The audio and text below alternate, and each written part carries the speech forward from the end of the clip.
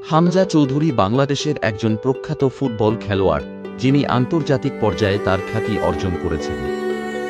হামজা চৌধুরী মূলত একজন মিডফিল্ডার এবং তার অসাধারণ খেলা, দক্ষতা ও মানসিকতার জন্য তিনি খ্যাতি লাভ করেছেন।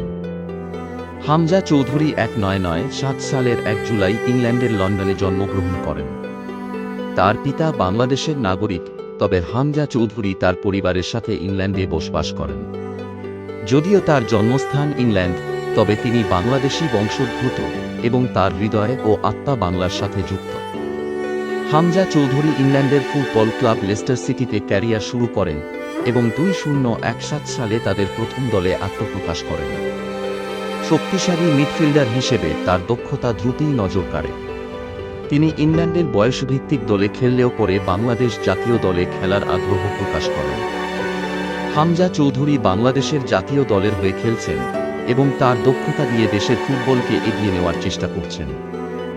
হামজা চৌধুরী একজন কৌশলী মিডফিল্ডার, যার পাসিং, বল কন্ট্রোল ও পজিশনিং দক্ষ।